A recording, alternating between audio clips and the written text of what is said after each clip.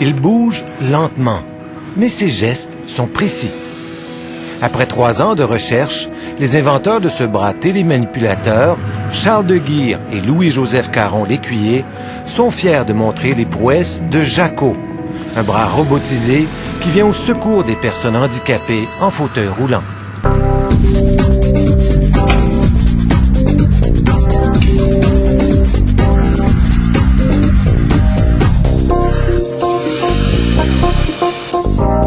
Je peux aller chercher de quoi qui est assez loin en avant, qui est presque 1 mètre sur une distance de 1 mètre. Si je voudrais par exemple aller chercher de quoi qui serait dans un congélateur ou haut dans une armoire, j'ai simplement à me déplacer vers le haut avec le joystick. Donc c'est vraiment simple, intuitif, puis même un enfant de 6 ans est capable de le contrôler. Au départ, les inventeurs du robot voulaient reproduire toute la souplesse et la liberté de mouvement du bras humain. Mais ils se sont vite rendus compte de l'ampleur du défi. Juste l'épaule, toutes les degrés de liberté qui existent, c'était impossible pour nous autres, dans un bras robotisé, d'en faire autant. Mais on n'avait pas besoin non plus d'en faire autant. Le but, c'était pas de mimer le bras humain, c'était pas de copier le bras humain. Le but, c'était vraiment de remplacer la fonction. Des fonctions toutes simples qu'on tient souvent pour acquises. Prendre une pomme, ramasser ses lunettes ou ouvrir la porte du micro-ondes.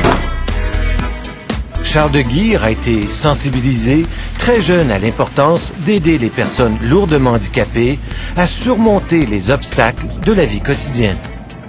Toute ma jeunesse, je passais les étés en Gaspésie avec mes oncles, 3 oncles atteints de dystrophie musculaire, donc en fauteuil motorisé. Quand tu es jeune, tu vois le gros fauteuil arriver, tu te dis « Oh, ça doit pas être évident, tu sais. » Moi, je cours partout, ça va vite, mais eux... Le génie créatif d'un de ses oncles allait le marquer à tout jamais. Jacques Forêt, celui que tout le monde appelait Jacko, était un inventeur hors pair. Il avait conçu dans les années 80 son propre bras robotisé, le Manipulo. Découverte avait fait à l'époque un reportage à propos de son invention. Il bougeait seulement un doigt. Fait qu'il devait penser. Il mijotait les idées dans sa tête. Puis là, il sortait ses idées de temps en temps. Il testait ses concepts. Puis toute la famille s'impliquait là-dedans. Le Manipulo était une petite merveille d'ingéniosité. Jacques Forêt recyclait tout ce qui lui tombait sous la main. Il a repris une vieille lampe Luxo pour faire son bras. Des moteurs d'essuie-glace rattachés à des câbles de bicyclette permettaient de le faire bouger. La main, quant à elle, était une simple pince à blé d'Inde. J'étais très jeune, mais dès que je pouvais tester les contrôles avec lui ou juste pratiquer avec lui, donner des défis. Est-ce que tu es capable d'aller ramasser la fraise? Est-ce que tu es capable d'aller ramasser la fleur? Ça se faisait pas en 30 secondes, là, mais ça se faisait. Là, tu vois l'impact que quelque chose de technologique peut avoir. Là, tu vois l'impact que ça peut avoir sur la vie. Puis après ça, ça te motive. Après ça, tu peux partir sur ça. Jacques Forêt est décédé en 1993 et son invention est disparue avec lui. Mais son neveu, Charles de Guire, a décidé de poursuivre le rêve. Il a fait une maîtrise en robotique à l'École de technologie supérieure.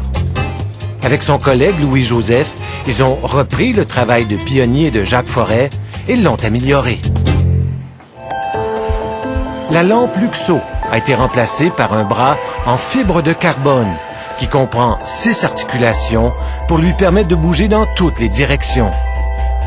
Ils ont pris tous les moteurs et tous les circuits électroniques qui se trouvaient derrière la chaise de Jacques Forêt et les ont intégrés à la base du bras. C'est le cerveau de Jacko.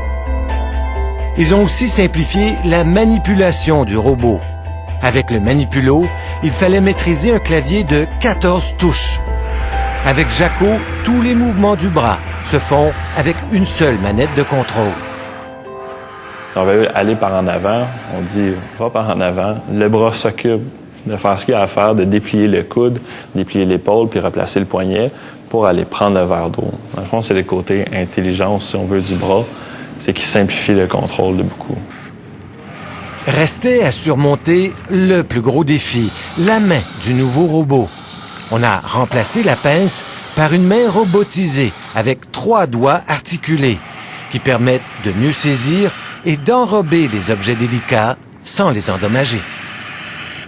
Plus qu'il y a de surface de contact sur un objet, moins qu'on a besoin d'appliquer de force pour faire l'appréhension de l'objet. Donc c'est pour ça que c'est important d'avoir plusieurs phalanges qui vont aller bien faire l'appréhension de l'objet. Le prototype fait sa première sortie au centre de réadaptation Lucie Bruno. Tous ces gens en fauteuil roulant souffrent de différentes formes de paralysie. Mais ils ont tous un point en commun. Ils doivent faire appel à quelqu'un d'autre pour les petits gestes de la vie quotidienne. Tu sais, pour un verre d'eau, c'est niaiseux, un verre d'eau. Mais nous, on n'est pas capable d'aller le chercher, puis ça devient plate de toujours demander ou d'attendre. Les premiers essais sont incertains. Quand nous autres, on apprend aux gens comment utiliser le bras Jacquot, on se sert vraiment de comment on utilise notre propre bras. Quand on va prendre un verre d'eau, on se pose pas des questions, on amène la main vers le verre d'eau directement, mais c'est ça qu'il faut faire avec le bras Jacquot. Parce que, intuitivement, ce que les gens ils font, c'est bien. C'est bon.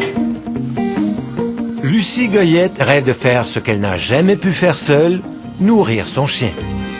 Eh mon Dieu, ça serait merveilleux, là. Pas juste pour mon chien, pour moi aussi, là. Lentement, mais sûrement, elle parvient à accomplir la tâche. Prends le biscuit, prends-le. Oui, oui. Moi, je trouve que ça donne espoir. Les maladies dégénératives, à un moment donné, tu étais plus en perte d'autonomie. Alors ça me donne un espoir que je vais pouvoir rester à la maison plus longtemps. Les chercheurs continuent d'améliorer leur prototype. Ils savent qu'ils sont sur la bonne voie, celle qu'avait tracée avant eux Jacques Forêt.